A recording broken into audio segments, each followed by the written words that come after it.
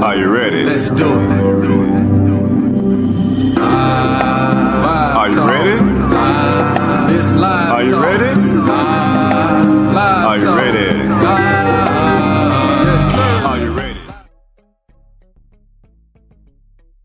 And welcome to Live Talk. I am your host, Arthur Jeremiah, alongside my two co-hosts, Minister Samuel. Hey, welcome back again to Live Talk. And the spiritual ambassador, Yike Ezekiel. Peace. Good afternoon. All right, before we do anything, let's go to a general statement and disclaimer. General statement. Live Talk is proudly powered by TBS Goodwill, Builders of the Highway Foundation, and Men of Purpose. Together, we're bringing about awareness to the everyday challenges facing individuals, communities, and our nation. We tell our stories, listen to yours, and always respect different perspectives. Want to share your voice? Email us at livetalkorl@gmail.com to be a guest, or if you would like to contribute to our mission, purpose, go to livetalkorl.com to give a donation. Disclaimer.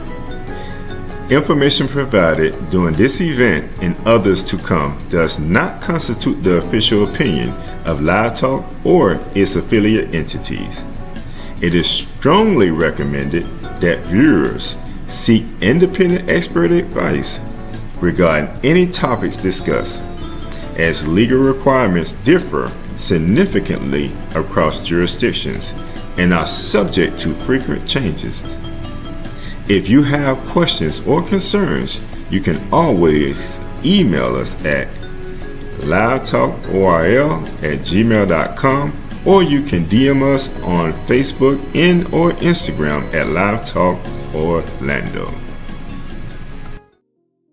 All right. Welcome back to Live Talk. My brothers, how are you doing today, Minister? Doing great. Believe it or not, we just closed the page on another month and opening up a new month. You know, we on the a half a year is already gone, and we working on that last half. Awesome. Brother Yike Ezekiel, you live in the studio. Magnificent. All is well in the land, and brother said we're getting closer to the end of the year, which means you're getting closer to the goals. All right, indeed. I can concur with each of you brothers. It is a journey. We have made it halfway through the year. Matter of fact, no, we've made it a quarter through the year, almost. And that's a beautiful thing. And we have grown, and we're continuing to grow. So that's another beautiful thing. So I'm happy for that. And I hope our audience are just as well as we are and doing just as good as we are. And we're just going to give you a rundown of the show today. First, we'll have the minister word of today. Right after that, we'll go to a commercial break, and then we'll come back with our main topic. Our main topic today is restoring birth support, why doulas matter today. And we have a special guest that will be joining us today to speak on this topic. After that, we'll go to another commercial break, and we may continue with this topic, or we'll dive into some community news. And then right after that, we'll get ready to close out. We'll just close out with either reading or a quote from the host. So with no further ado, Minister, what is the word of today? Here, where are we? Today is August 1st, 2026, and our word of the day is going to be guidance. Guidance. And it can be defined as information aimed at resolving a problem or difficulty. Guidance, the act or process of guiding, suggesting a wise or proper course of action. Guidance, help and advice about how to do something or how to deal with problems. Guidance, to steer in the right direction. It is also supervised care or assistance, especially therapeutic help in the treatment of minor emotional disturbances. Some synonyms are advice, information, counsel, input, and recommendation. Quote today from the Dalai Lama was wisdom is the best guide and faith is the best companion. Guidance. Right. Word of today is guidance. We want to make sure we lock that in. And thank you for that word of the day, my brother. We're going to go to a commercial break and be right back. At NOY Store, we bring culture, style, and wellness all in one place. Explore our collection of cultural apparel designed to inspire and connect. From t-shirts to polos, boldly tell your story.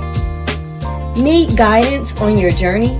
Check out our books written to inspire and support your spiritual, personal, and community growth. And give your body the care it deserves with our health and wellness products like natural toothpaste, soothing body butters, and more. We're always adding new products to empower your life so you can live with purpose and style. Visit NOYstore.com today, where culture, wellness, and inspiration come together. Shop at NOYstore.com. All right. Welcome back to the show. And joining us today will be our dear sister, Shiphrah. She is a wife. And go ahead and bring her on the stage because we need to hear what we we're introducing her. So joining us today again is our sister Shiphrah.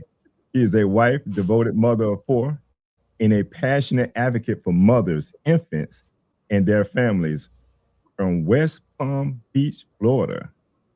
She became a certified birth and postpartum doula with Healthy Mothers, Healthy Babies in 2023, and is the first doula in the state of Florida to become an endorsed infant and family specialist through the Florida Association for Infant Mental Health. She is dedication to strengthening families, providing compassionate support, education, and informed care are evident through many years of health information management and community-based family services. Her courage, reverence for God, and commitment to teach birth education shapes her understanding of faith and purpose. She has walked alongside families during some of life's most significant moments, from pregnancy and childbirth to early years of parenting. Her work is rooted in the belief that healthy families create thriving communities, and nourishing begins long before birth. She has recently started her own business, East Wind Community Care. So I like to say, welcome to the show, my dear sister, Shiphrah. Thank you. Thank you for the invite and allowing me to actually for providing this space for me to be a part of. You all have educational information that the community definitely needs to hear. So thank you. No problem, sis. How you feeling though? How are you feeling today, this Saturday morning? I'm good. I'm actually feeling really good and excited today. So you're enjoying this Florida weather? It's been raining a lot. Yeah, we need it though. So, and it's been extremely hot. So yes, I guess indeed. the best of the rain and the sun.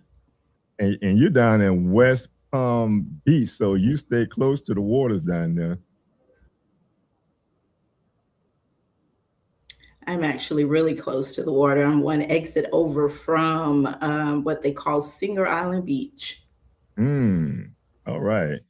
So I know we brought you on, I introduced you to our audience. Anything, let them know anything that I may not have mentioned. Let's talk a little bit about yourself, who you are.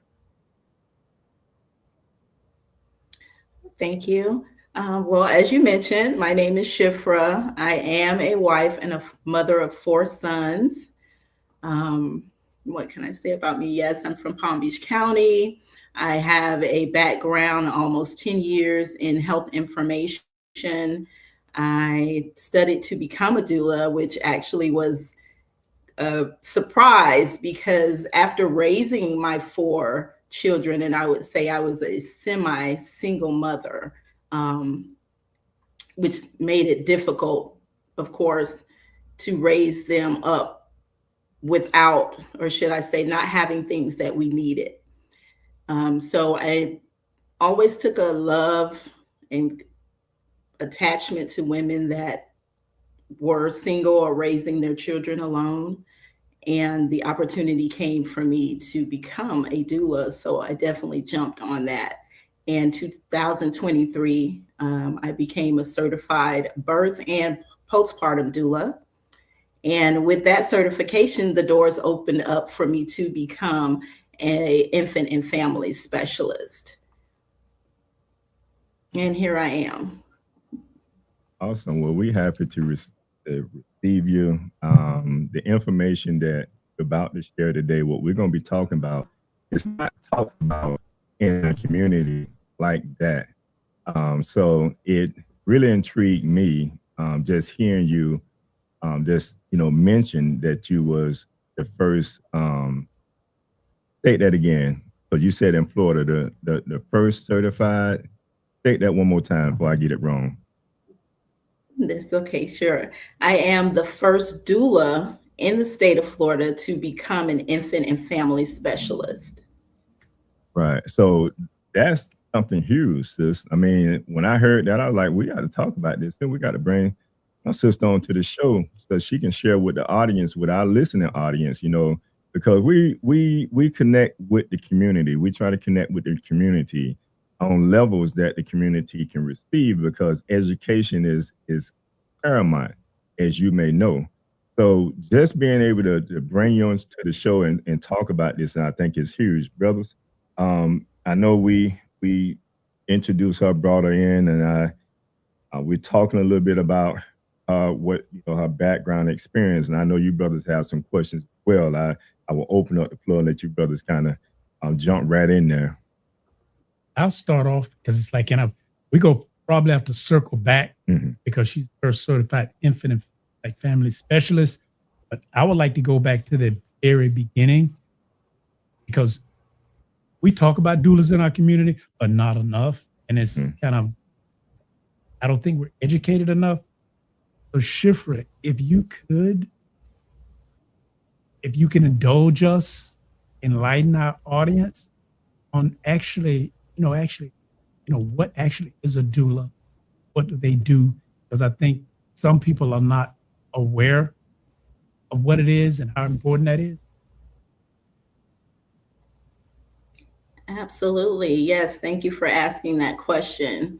A doula, the term doula, should I say, is from the New Testament Holy Bible, from the Greek language, and it is pronounced doula, and it is classified as a female servant.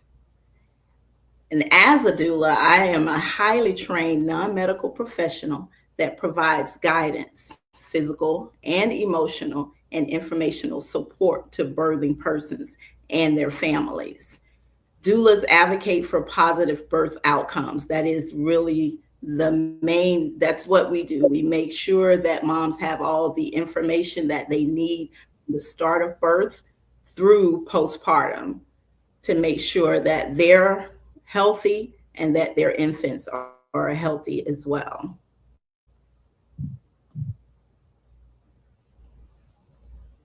Okay. Do you have any? Do you want to jump in there? I can go on. How does one? Any questions? Yes. How does one go about becoming a certified doula?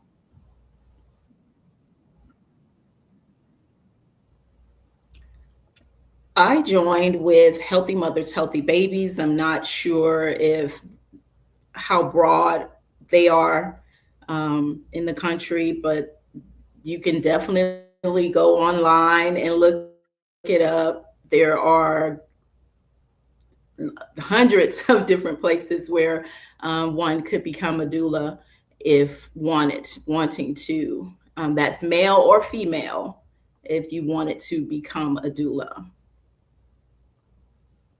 All right, you can since it's actually look it up.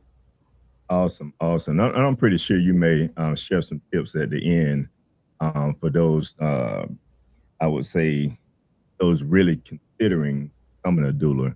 After this, show, they'll understand a lot more about what a doula is. Now, I want to understand, I want the audience to understand and know what's the difference between a doula and a midwife? Because oftentimes I done heard of midwife, Absolutely. but doula, and sometimes people may get that, misconstrued as being one of the same. Can you share with us on that one? Absolutely. And again, thank you for asking that question. In the Old Testament, as I mentioned, actually in the New Testament, I mentioned that the doulas were female servants. Now, these same female servants were midwives in the Old Testament. Midwives offer obstetric training. Obstetrics meaning they take care of the mother and the infant's medical part of health. Doulas do not do anything medical. We are here for empathy and support and guidance and education. So the difference between the obstetrician confirms pregnancy, they monitor the health of the pregnant person and the fetus, ordering and interpreting blood tests, ultrasounds, and others diagnostic testing, as well as identifying and treating any complications. Okay. And I'll go add to that with a question, because I heard you was talking about being able to give them support in the beginning, through, and even through the postpartum. Why it's so important in our community, because we still, people of color, for Black women, we have the highest rate of infant mortality, death of the mothers. So doulas would be very, in order to try to change that reality, doulas would definitely be someone that could help guide them. But let me let you speak to that point, because I know that that's a problem within our community.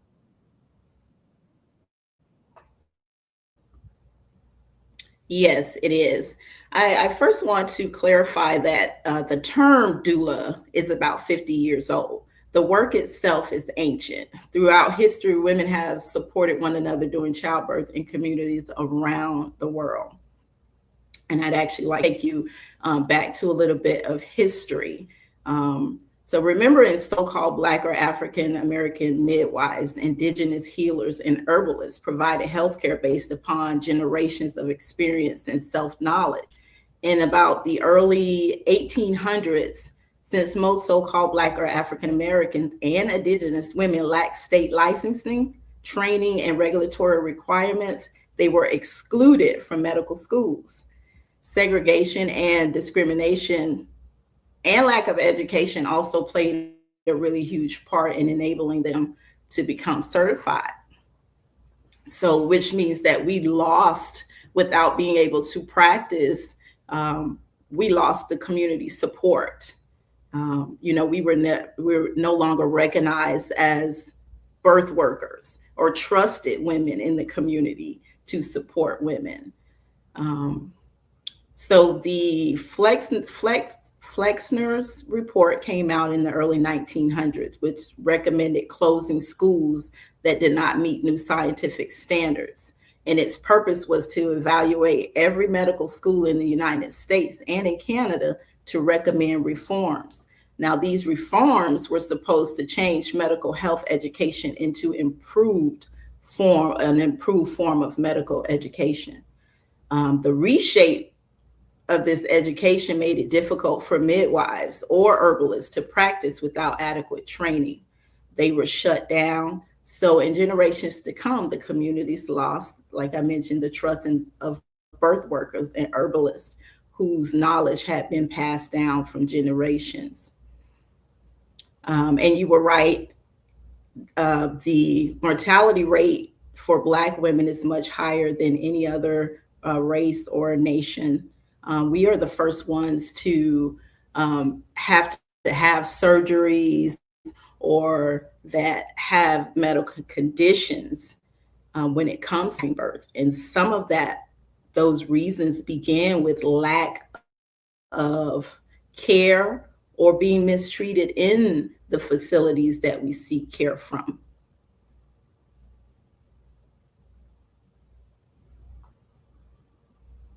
And thank you, because education is going to be very helpful, and that's part of what doulas do. Also, how do you help the partner feel involved in the process?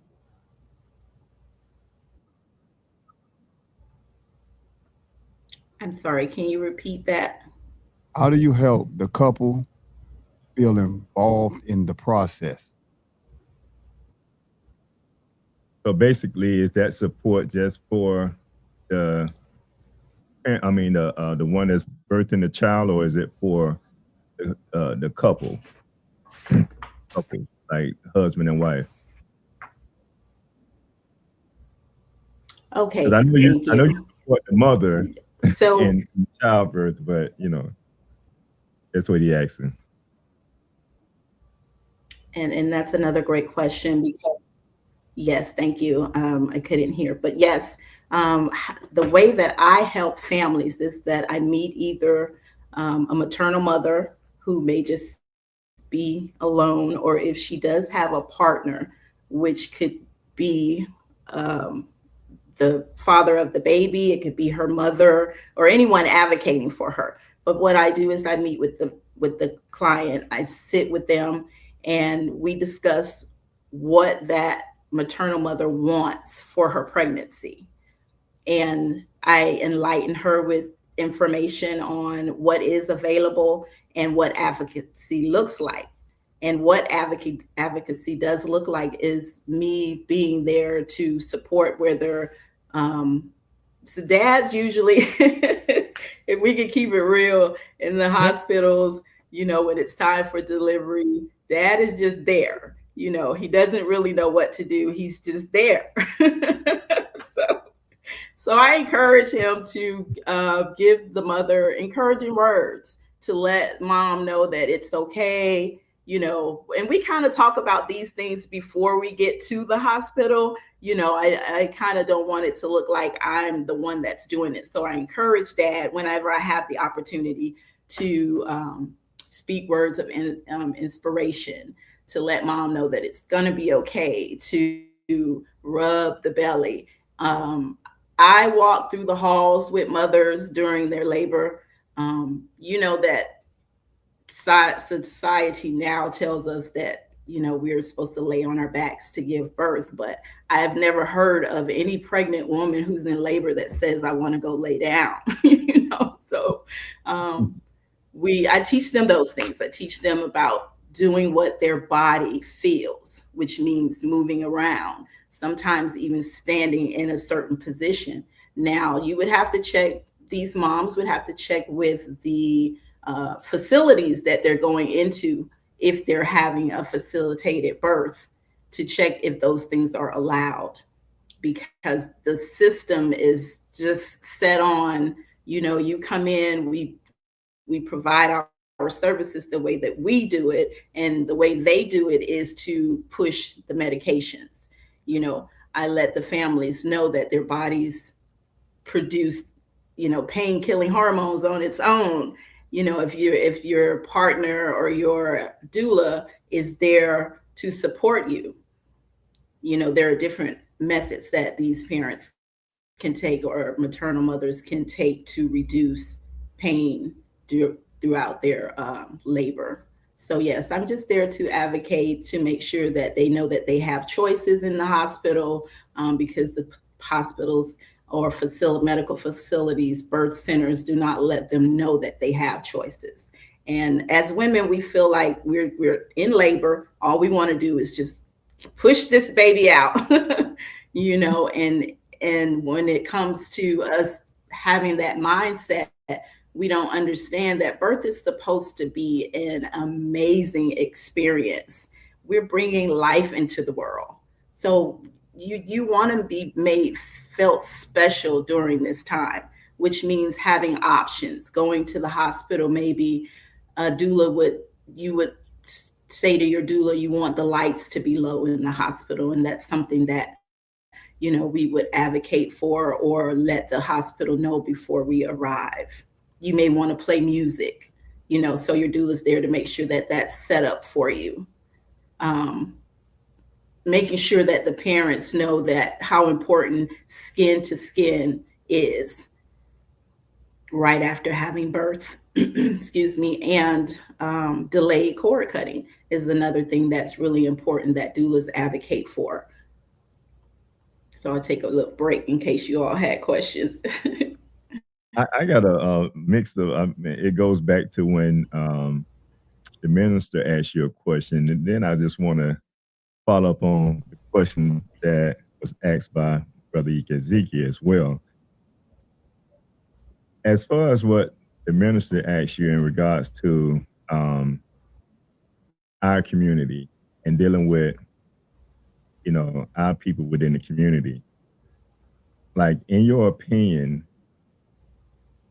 through your research, how much do we know about doulas? And if there are some of us that know about doulas, why we're not hiring doulas, in the process of.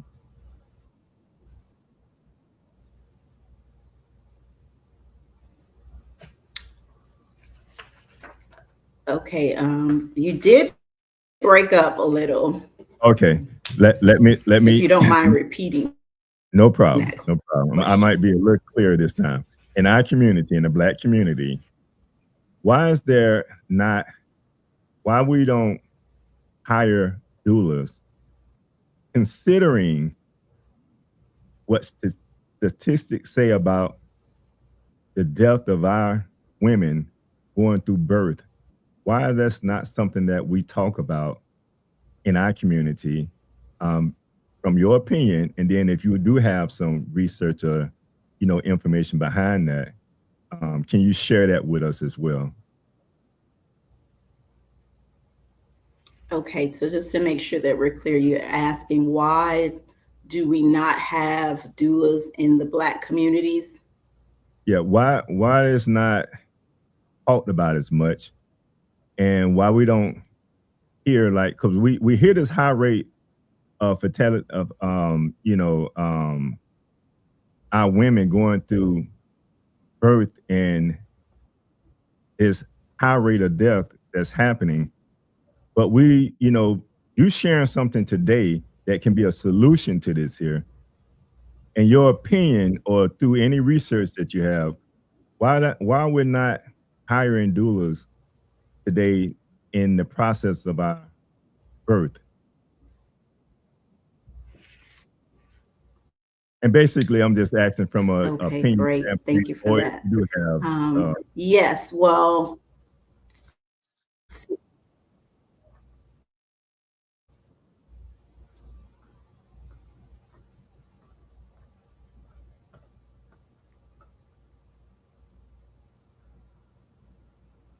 is it more a Okay. lack of information I being don't hear shared? anything. Okay, so just allow me. Just came back. Okay. Okay, yes, thank you. I do apologize. It was hard for me to hear you. As Brother Samuel mentioned, the Black women in the U.S. face significantly higher maternal mortality and health disparities. And we don't speak up, but when we do, our voices are not heard. So right now, what we're going through, and I do have write-up from the American College of Obstetricians and Gynecologists.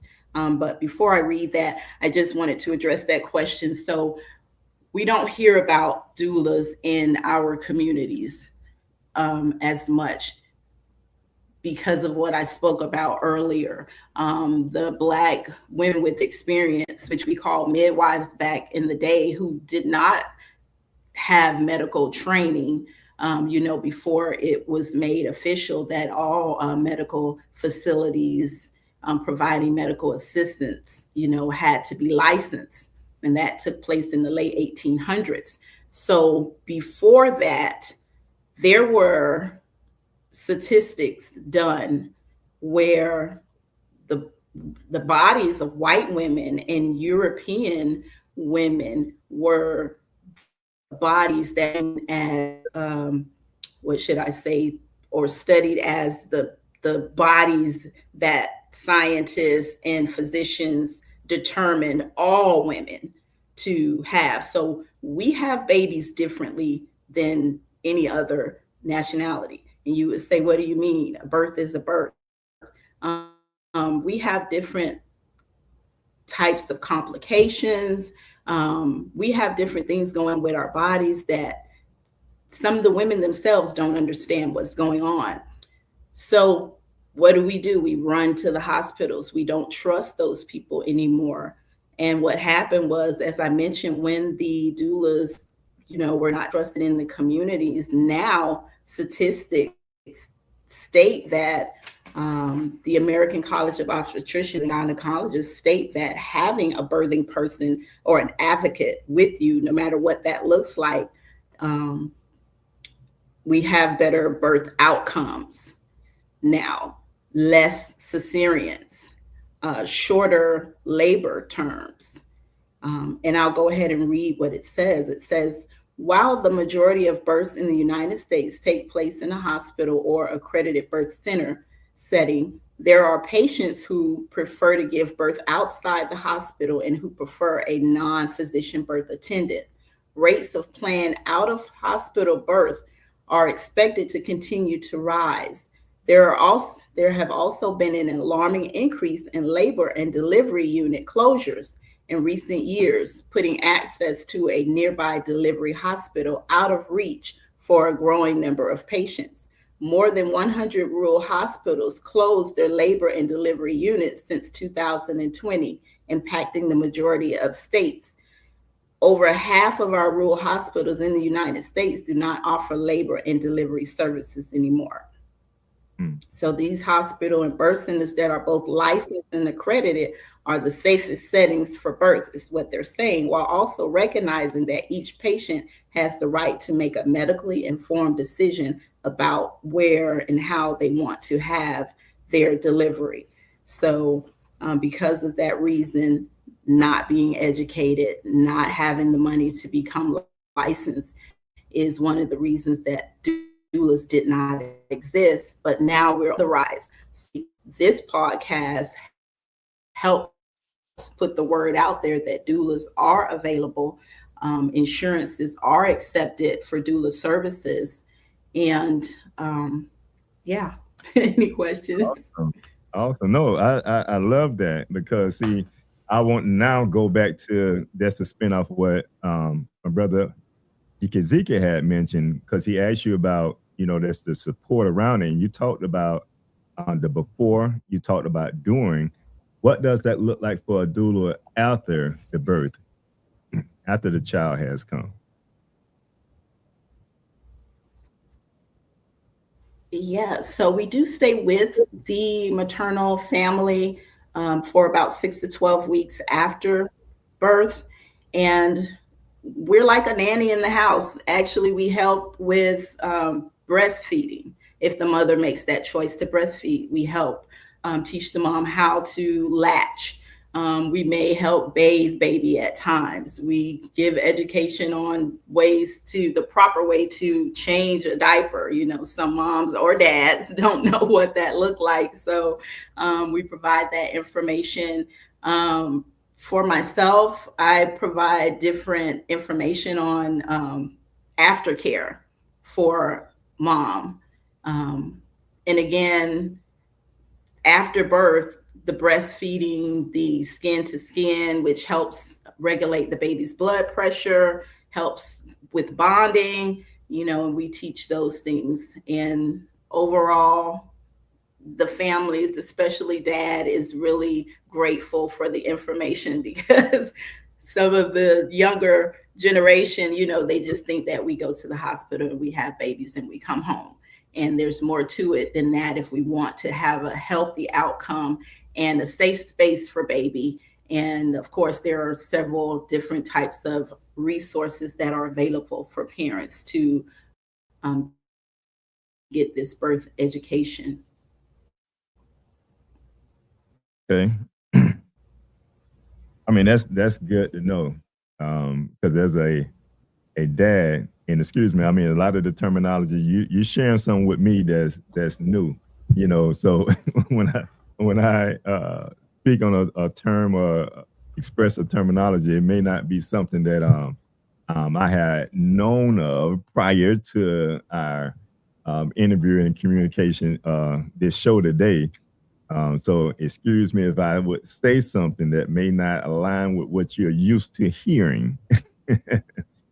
But yeah, thank you for that. Want to know that much because I think it's important for our audience to know as well, the process of a doula and how you see it all the way through, because I hear a lot of Minister, you may know the term like post when a mother goes through birth and she done had the child and she's going through something at that time. I can't think of the term. Postpartum. There you go, postpartum. And I think that's a part of your certification as well, right? Postpartum. Yeah.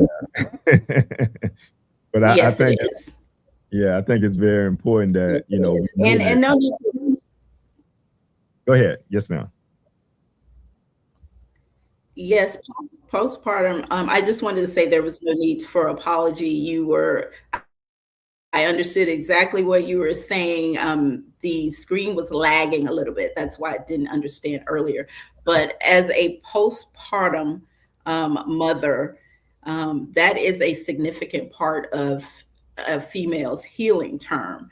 If we could speak biblically, there is a process in Leviticus, and moms may want to go ahead and read Leviticus 12, where there is a process that we're going through. The whole birthing itself is the process. There are stages that we go through during birth, first, second, third, and fourth trimesters, things that take place just as well as the postpartum period. So the postpartum period, mom is healing.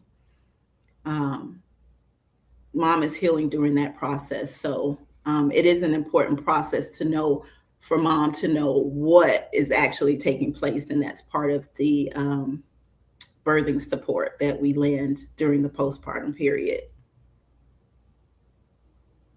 Now this might be, and I'll let you go, Minister. This might be a foolish question, but can a man be a doula? I heard her say yes. Oh, she did? No, okay. It's not a foolish question at all. Okay. Yeah, I did mention it. Yeah. Okay. Well, I must have missed it. Now, I don't know how in male, and for the male doulas, this is no attack on you, but I don't know how, comfortable someone else would feel being a male doula, having a male doula, but they are actually available. Yes, and doula support. I haven't come across one myself yet. Most of the doulas I know are all female. Think about it. Yeah, no, we had no males in my training. But yes, a male can be a doula. And yeah, but that's good to know. So they don't discriminate, but they're in a minority. Right. And I'm gonna bring that point up. And Shiphrah, you can probably speak more, but especially myself being a father with the postpartum, with a new mother, and then if you are a partner or a father and cannot understand, like she mentioned, it's a process. She said from the beginning, during, and after. Because if somebody think, "Ooh, get it," like it's magic, the baby popped out. and everything just magically goes back to normal. And if a mother is not aware, it can be challenging. If there's a partner or father, if they're not aware that that's a reality, that the healing has to take place. And I guess, Shiphrah, you can make, and I guess it depends on the birth. It depends on the mother. That can, it could be 2 weeks, can be 2 months. It's different for mothers. So they have to understand, because they may think something is wrong with them when it's absolutely normal. It is actually normal. Thank you. And as you mentioned, postpartum can actually last for a year or more for some women.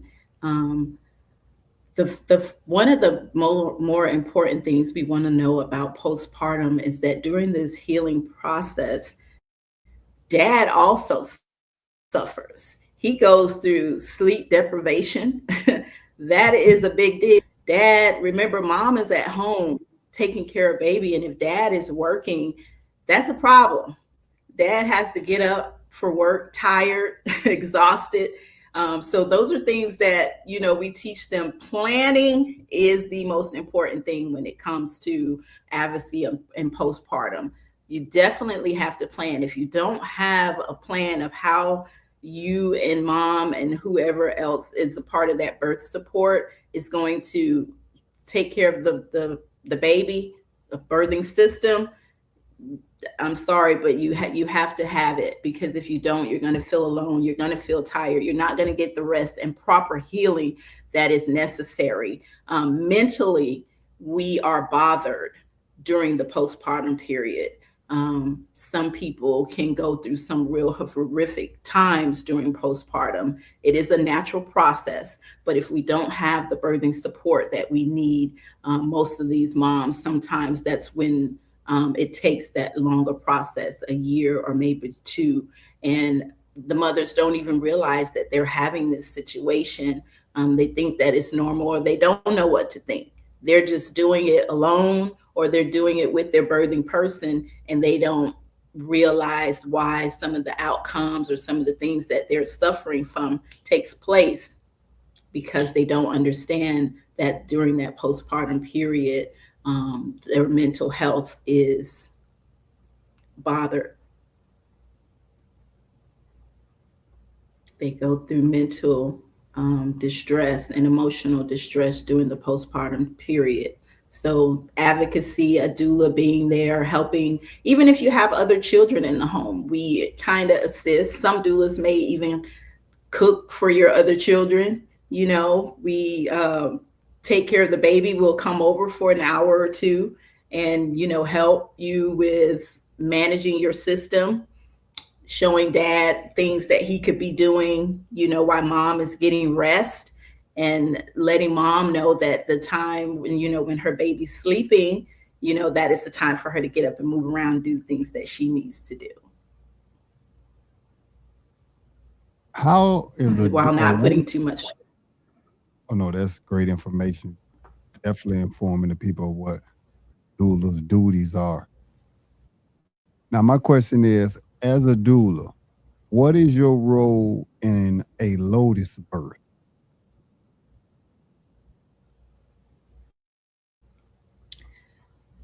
Currently, I do not provide lotus births. They are wonderful. The babies are, in some type of water, and it's from what I've seen, it looks like a really great position to have your infant in, but I, at this time, don't take part in lotus birth. And that's only because I don't have the facility for it. When the babies come out and they're put on the mother's chest for skin to skin, the lotus birth is where the placenta is still attached. And that was part of what I was speaking on before, where we advocate for what is it called? Delayed cord clamping. So while the cord is still pulsating, we just allow it to take place because it's a natural process. When they cut the cord, as soon as the baby comes out, we're depriving the baby from about 3% of its blood and stem cells. So it's the reason why we advocate for the delayed cord cutting and the skin to skin. Some of them go as long. Go ahead. Yeah, the delayed cord cutting means that the umbilical cord stays attached to the child until it naturally just falls off, which can be anywhere from 3 to 10 and 11 days. That is correct. How often have you seen that as a doula?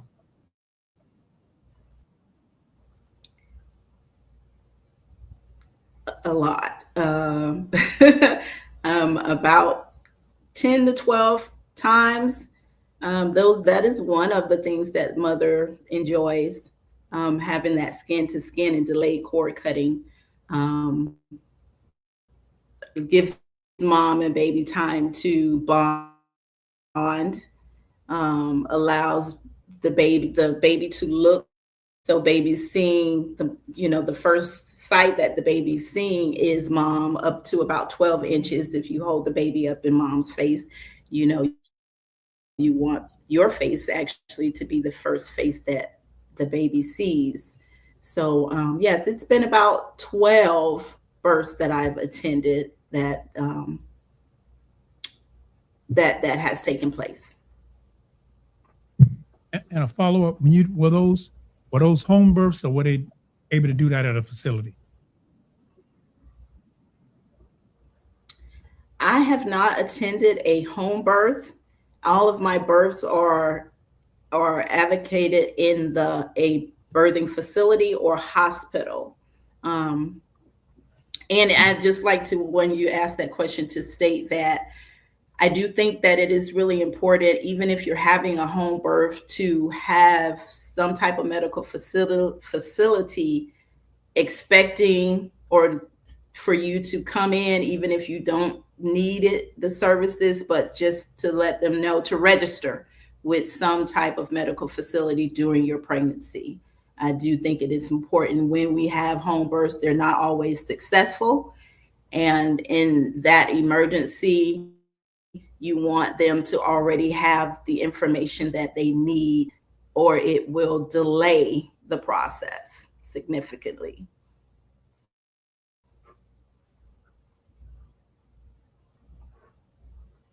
Okay, going back a little bit, because I know you had read something to us from, I forget the name of the institution that you read information from, but it was talking about how having a doula improves like the birth outcome and the experience as well. And I was sitting here thinking, about, some of the things that some of our children experience going through birth. And I don't know if any of it ties into, unhealthy birth, or, not having a doula or someone that can make sure that the mother is not stressed out, or, going through something during that process. But having a doula, and you can, it can be your opinion, it can be research, that you can share with us. Have you seen or is there any studies that show that it helped with the improvement of the child, in their functionality in life, by having a doula and making sure that the mother is in the best, mental state of mind going through the process of birth?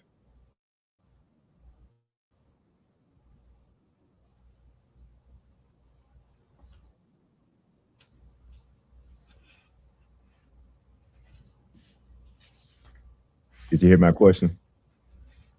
Yes. Thank you. Yeah, I pretty much understood. It's lagging, but I understood. So yes, that was the ACOG, which is the American College of Obstetricians and Gynecologists. And let's see in this meeting. Another article they have here: an estimated 10 to 25% of planned out of hospital births involve postpartum transfer of care or hospital for neonatal or maternal health needs. Protocols for safe and timely postpartum transfers of the laboring parent or patient should be in place for all patients planning to give birth outside the hospital setting, regardless of apparent obstetrician or neonatal risk factors. They went on to say that it has been proven that having a doula or advocacy support, as I mentioned earlier, reduces birthing time, so it cuts the labor short. It reduces pain that the woman suffers from during labor. So yes, it has been proven that having that advocacy definitely changes the outcomes of birth. Having a advocate there for you, doula support, also strengthens you emotionally. Mom could be having some type of emotional breakdown or have been having these emotional attacks before pregnancy.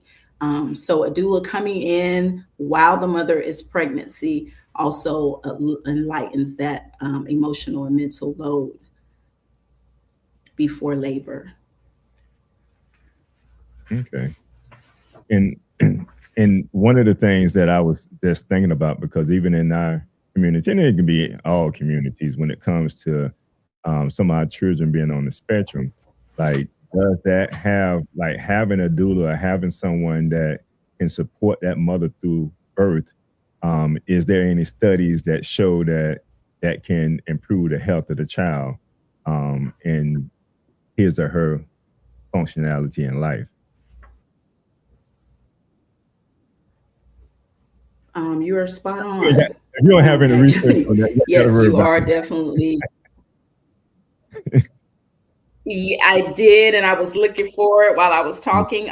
You are spot on. Actually, yes, I don't have that one with me at this moment, but there are statistics that improve that the moms that have advocacy improves the outcome of pregnancy and long-term educational or mindsets of the children.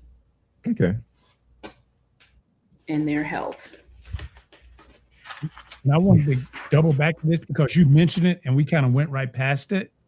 Because I didn't know that was true, that you're saying now insurance will cover doulas, because that's something I was not aware of. And I don't think a lot of people in our community are aware that that is a service that is available.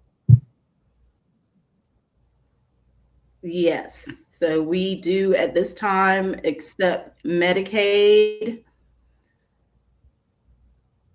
If the family has Medicaid, doulas do accept Medicaid and cash and credit. But I'm saying, and insurance companies are not even Medicaid, but insurance companies, if you request it, that is a part of the service.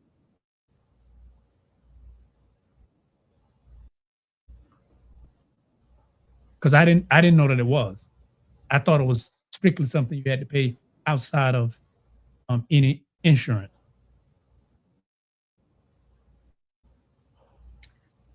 Okay,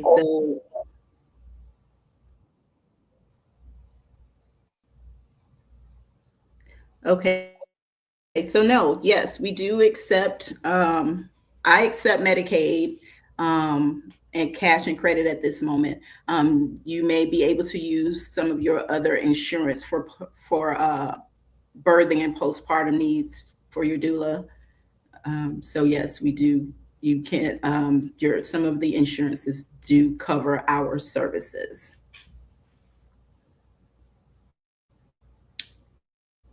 And one of the things, advocacy, I wanted to say that advocacy helps with is having a lower birth hospital bill. Some of the things that we advocate for, you know, how they push the medicines, and that's the main thing that they push, using forceps and all of their medical machines. When we advocate that none of those things be done, because a woman's body tells her what she needs during pregnancy. So advocate the woman not to have any options actually lowers the hospital bill.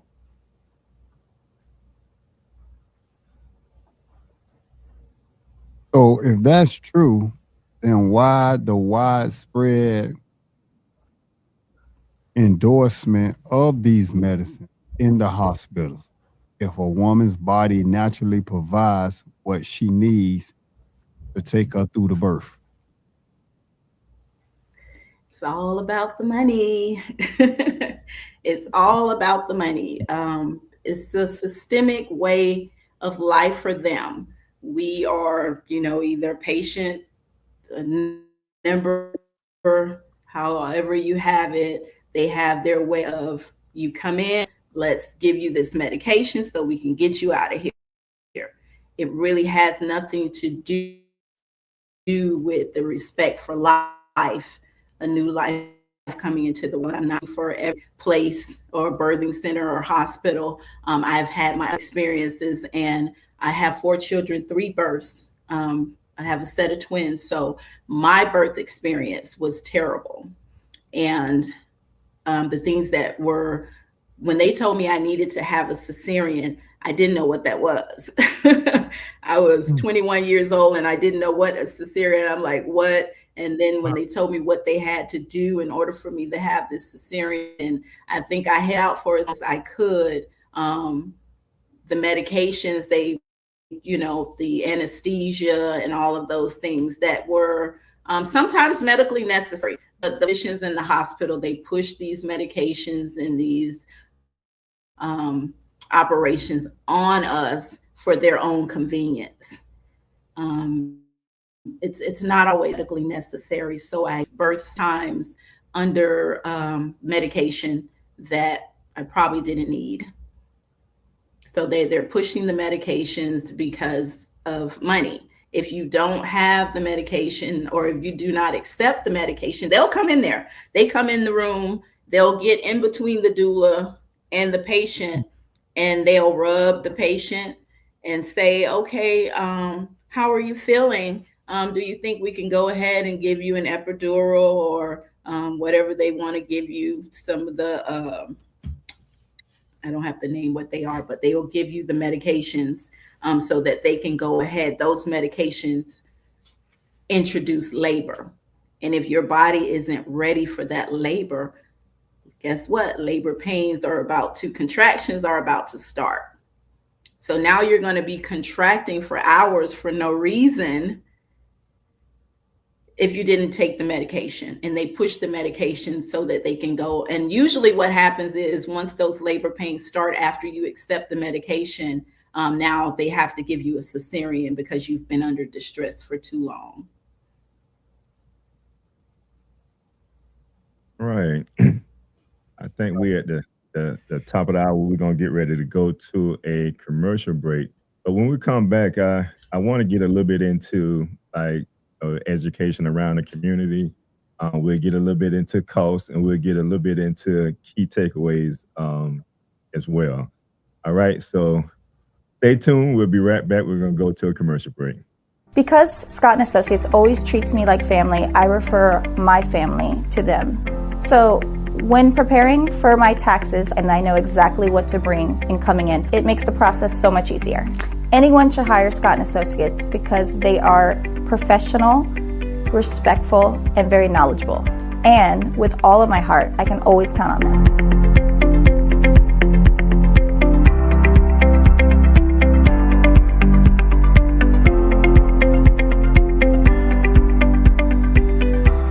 What do all these people have in common besides a beautiful smile, healthy teeth, and gums?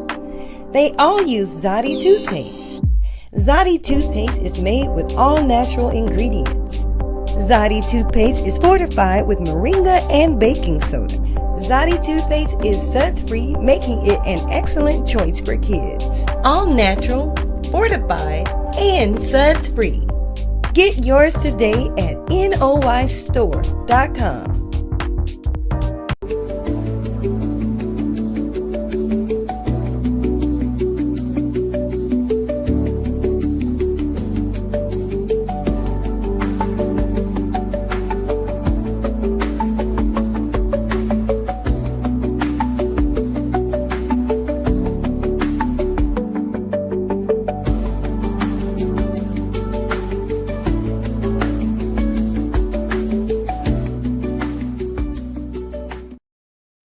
All right, welcome back. We're here again with our dear sister Shiphrah. She's a certified doula and birth doula, that is. Because from what I understand, there's a lot of different doulas. So we want to be clear on who we're talking to today. Before we get into that, I want to just highlight we have the Trade Expo Fair that's coming up October the 24th. Can we put that flyer? Can we put that on the screen right now? And make sure we have that running across the screen as well. Got the all right, so you'll see it on the screen right now. We have our third annual trade, and I think I entered in their vocational trade expo fair that's going down October the 24th this year. It's from 10 a.m. to 1 p.m. Again, third annual expo, trade expo fair going down October the 24th. You can go to our website at livetalkorl.com and you can register for the event. And then you also, as a vendor, you can sign up as a vendor as well. I'm going to try to get some of our vendors from last year. But if you are interested in being a vendor, you can also sign up to be a vendor. Someone will reach out to you. And just keep in mind, when you do register, and we like to try to get people to RSVP now, because you'll get a continuous email reminder all the way up into the event. So that kind of helps you out, even if you had something else going on, at least you get a reminder of what's going on. All right, so definitely we'll be promoting and marking this all the way up until that day. And we look forward to having a bigger, better event. All right, so again, we're talking about, yeah, you keep it running. We want to make sure everybody can get that information. All right, my dear sister. So we're coming to the close. So we want to talk a little bit about how families can benefit from having a doula. Let's talk a little bit about that. We're gonna highlight our community because I think our community is one of the community that definitely needs it, but I know all community need a doula. So let's talk a little bit about that. How can families benefit from having a doula? If you're talking to the average, you're talking to our audience right now.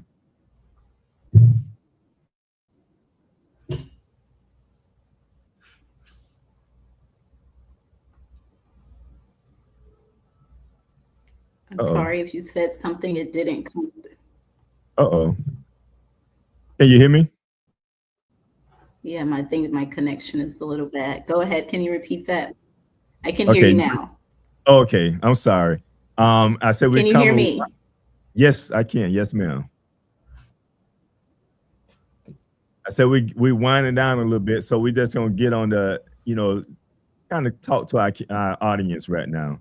So how can families benefit from having a doula?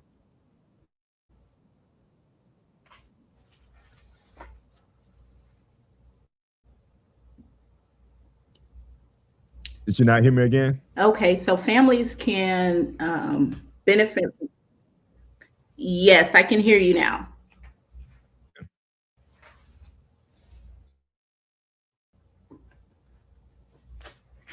Can you hear me? Yeah.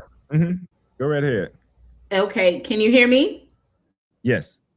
Okay, yes. How can families benefit from a doula was your question. Okay, great. So yeah, so one of the benefits of having a doula is to encourage the birthing person to ask questions before agreeing to procedures in the hospital, because we don't know any better. Women that look like me, we don't know. We go into the hospital trusting in whatever is said. That's what we agree with. So having someone there to advocate for you, to inform you of the questions to ask and the ways to handle those questions. For example, if they come in saying, okay, we need to do this right away, maybe to do a cesarean, you would ask if you could have a moment to either speak with your partner. If there is no partner, can you have a moment to think about it? And you want to ask the reason, what is the reason for the cesarean? Can I wait a little longer? You know, and if I wait a little longer, you know, what are the risks? The other benefits of having a doula is for emotional support. Whether you have a partner or do not have a partner, that extra hand is always accepted. It makes you feel more comfortable knowing that you have someone else there to call and talk to about some of the things that you may be experiencing during your pregnancy and after birth. Some questions about the baby. If your nutritionist, your midwife is not available to ask those questions. Doulas home environment. I've had experience with so many different types. I shouldn't say types, so many different women, young, middle age, and older. And we all labor and go through this maternal stage differently, you know. So to have someone to understand without judging you, you know, just to be there for support, just that listening ear is also a great benefit. And the extra assistance for the other children in the home is not a bad idea either. Someone to labor with you, walk those halls with you while those pains are coming down. I think that's the special part for me, that part right there, you know, letting them know that they can handle it, having someone to wrap your arms around when that contraction comes. That's my bet. That's the favorite part for me. And we also advocate for medical language that may not be clear. Sometimes these physicians will act like they can't explain it in layman's because they don't want you to know, because they know you're going to reject the service. So the thing for the hospital is you come through and you go through whatever the system that they have planned for you. That's an easy birth for the hospital. For the parent, not so much. We have things that we want to do during our pregnancy. We want that birth experience to be an experience of a lifetime.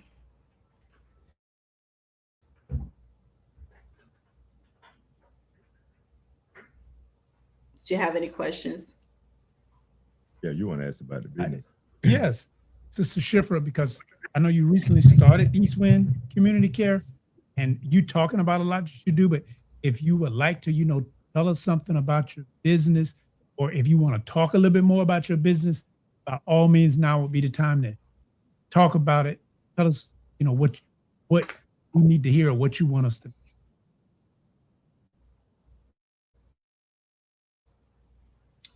Thank you. Yes. So East Wind is one word. East Wind, I started after having these experiences with the maternal mothers. I've found that we need a space that we could be able to, women, maternal women and their families could join in and have this birth education as a family. So a gathering. So East Wind was actually started on the backs of these advocacies that I have gone through observing the needs of these maternal parents and their families. The birth education is definitely needed in communities for people who look like me. Some of them just have no clue whatsoever. And I want to be able to, East Wind community, we want to be able to educate the women and educate their families and partners about what birth is, what it looks like when you go into these birthing facilities. Also, what it looks like if you're trying to have a home birth. Not everyone is appropriate to have home births, and some people understand that. Getting maternal care, providing information about what maternal care is, East Wind also offers. So gathering everyone in the neighborhood who is seeking education to come together. There's a program that is laid out that we will go through with these parents and their families it's a 12-week program that we plan to provide information and some hands-on materials, help families with their lives at home, what it looks like after birth and returning back to work.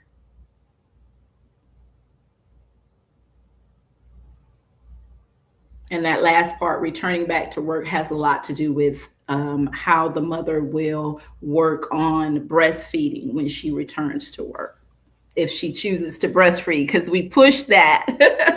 Breastfeeding is the best way to feed, but every child has to eat regardless, but we push breastfeeding. Okay. Shiphrah, I'm gonna piggyback on what you just said, because I have a new grandchild and I have frozen breast milk in my freezer when they bring them over. So if it was fresh, great. If not, we can take it out of the freezer and use it. So it's not like you can't do it. It can be easy.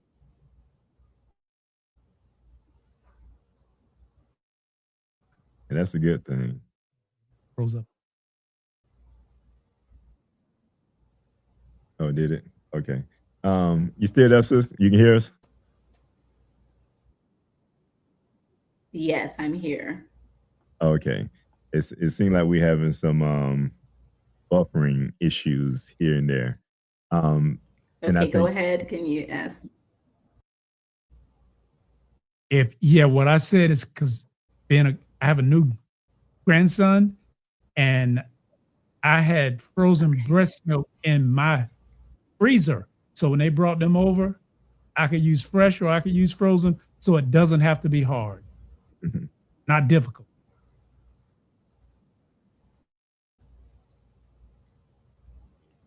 Can you repeat that? He stated a comment. He was just sharing how it's easy to, you had mentioned about the breast milk.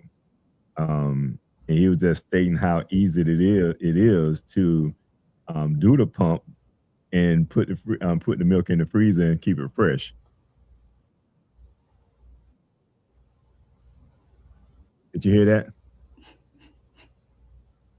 It's that lag. That's what's doing it. I don't think you can. Yes. Okay. Yes. So yes, it is very easy. It is an easy process. Pumping, storing the milk. Yes, it is. One thing you should know, or our listeners should know, that the milk that comes out during your child's feeding has all the proper nutritions and everything it has at that very moment. So after a few hours of not utilizing the milk that you pumped right away, it feeds baby, yes, but it does not still contain the nutritional value as I guess maybe I'm going to say about I believe it's 4 hours that you pumped 4 hours before. So we freeze milk and we utilize it later. It feeds baby, yes, but it does not still hold the same nutritional value as when you first pump the milk. But back to what Brother Samuel was saying, it is very easy to pump, to store the milk. Even when you're going to work, mothers can pump their milk and have it frozen to, if they're going to daycare or for whoever's caring for the child when they're at home, can continue to have breast milk. And I don't know if we have time. I could talk about why breastfeeding is important. No, I mean, that need to be talked about in our community. Go right ahead. That need to be shared.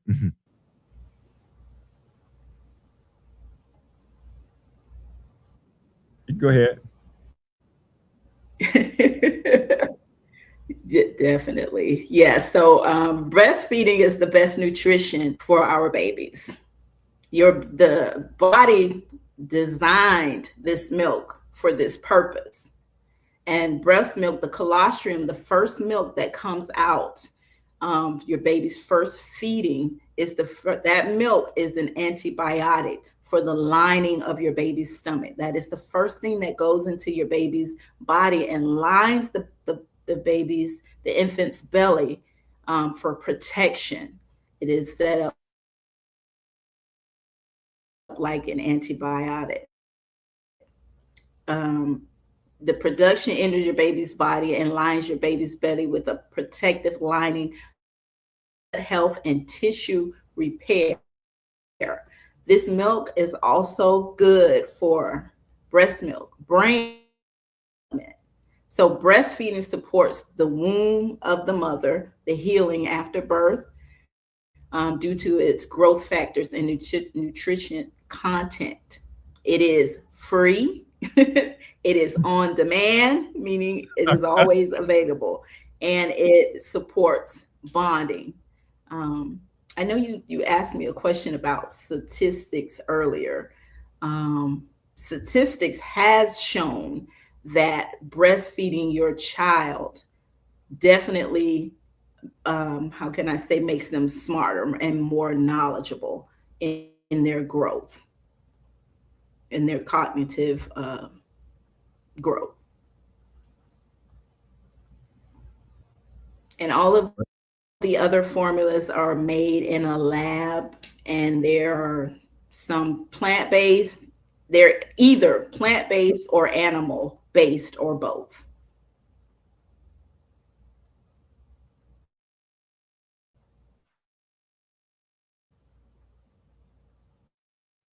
So it sounds like you give them the option, but of course, option number one is going to be from the mother.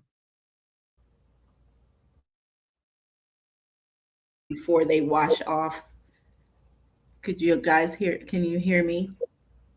Yes.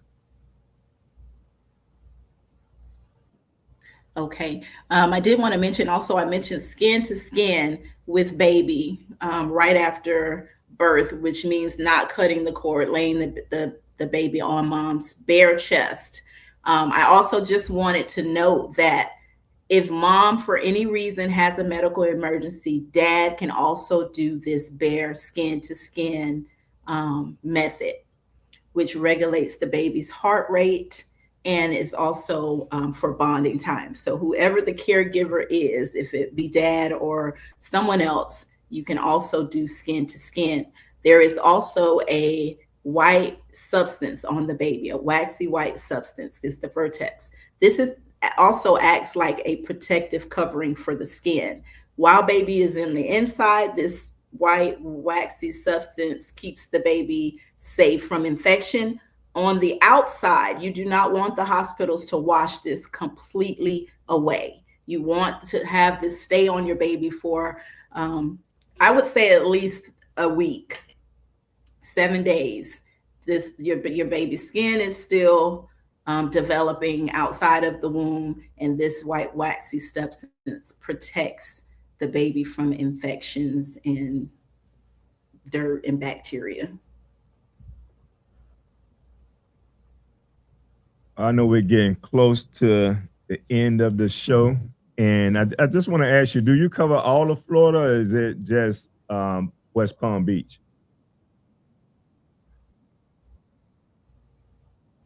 I offer virtual and in person. So wherever you are in the world, if you want to join virtual, I cover the area as well. Okay. Are you connected with other doulas in other areas? Yes, we're like a family. You know, it's a really beautiful thing. These women, the ones that I've met in my training, the ones that I was introduced to out of my training. So we have a method that if for any reason I have become your doula and for any reason I can't make it, just say you're on your way to the hospital. So the patient will let us know, the mommy would let us know that they're on their way to the hospital. And during that time, we also offer some type of guidance because some mothers get pregnant and they go into labor and they just think, things just get scary for them. So we advocate for them. So if I am not available, another one of my doula partners, with the approval of the mom and family, will join that family in my absence. So you'll be considered like a resource then. So if someone's looking for a doula, just sharing your information would be a key form of resource for that person. You say that? That is it. Yes, I can't say that. So I am a doula for hire. I am a doula for hire. You can reach me, send me an email. Go ahead. I'm sorry. No, and I was just going to say that. How can someone get in touch with you? You can reach me by email. And that email address is eastwindforthecommunity@gmail.com. The 4 is the numeral 4. eastwindforthecommunity@gmail.com. Once you reach out through me via email, I have a system set up that will send you out some further information for us to connect, and that will provide a phone number if we are a match. Okay. And then as far as phone number.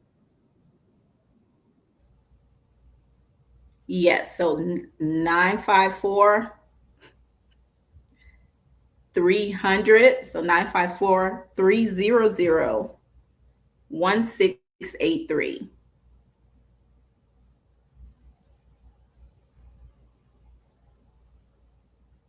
All right. And I did have some other questions for you, but I know we're getting to the close of the show. I am on. Say that again. Put her information. Okay. Change her information. I was just saying that I am on social media, Facebook and Instagram. Okay. So we'll make sure we have this on the screen. Is East West, the number 4. East Wind. East Wind. I'm sorry. East Wind. I'm looking right at it too. I said West. East Wind. East Wind, the number 4. The community, right, sis? Yes. The community @gmail.com. At Gmail.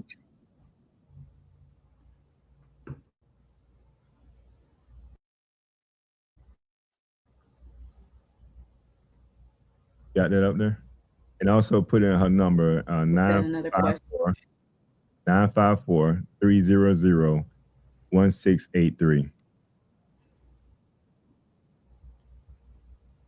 954-300-1683. And basically, he's going to put that on the screen to make sure that everyone has that information. And sis, while he's doing that, I'm going to give you any last words that you want to share with the audience in regards to doulas and why it's important that, they reach out to you if they're in the middle of childbirth or if they're going through the process or even thinking about, parenting.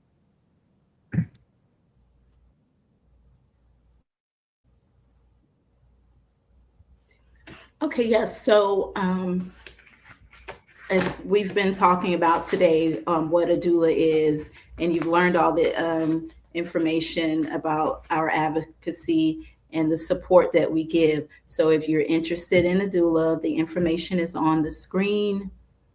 And if you're interested in becoming a doula, you can also reach out to me and I can help you with those resources in your community. male or female. We don't discriminate. And it is important for us to be educated no matter what type of service we're receiving. So this is a life-giving or bringing situation. You need this information so that it is passed down to those that come after you, for you to be able to sit with someone else after going through the experience. The more we get this information out in our communities, the more vital our community becomes. This information strengthens the communication. It brings closer bonds in the relationships of maternal mothers and their families. And when I say families, I'm not just speaking of the companion of a man and a woman. We have grandmothers and aunties and all those people in the families that help us take care of our children. It is still a community event. You know, the community is a little crazy out there right now, but I'm speaking of those that we trust. So it is important that everyone in the household is educated regarding bringing forth a child and what happens after that, the postpartum period, what to look for emotionally distressed women in the home. We can't just no longer allow them to just go through these situations alone. We, as family midwives, doulas, we need to be there for these families. So if you are in need, or if you just want to have someone there to help you through these your maternal labor, then reach out to Shiphrah or any doula in your community. Right. All right, brothers, any last words before we get ready to close out? Yes. From the information that you received today, for pregnant or plan to be pregnant, look into learning about how a doula can help you, because there's numerous of benefits from it. And have a great afternoon. Yeah, I just want to thank Shiphrah for her passion and for sharing that information with us on the show. Indeed. I want to thank Sister Shiphrah for coming on to the show as well. And I want to thank our listening audience for just tuning in today. And I keep it real short and brief. Support the mother and you strengthen the future. From the host, I want to say peace and prosperity. We are out. Thank you for watching Live Talk. You can follow us on Facebook, Instagram, and YouTube at Live Talk Orlando. Please subscribe to our YouTube channel. Hit on the notification button so that you can see more videos like this. If you want to join the show, email us at livetalkorl@gmail.com. You can also follow the host on Facebook and Instagram at Arthur Jeremiah. And visit the website, thenoystore.com, to pick up your copy of The Spiritual Significance of a Name.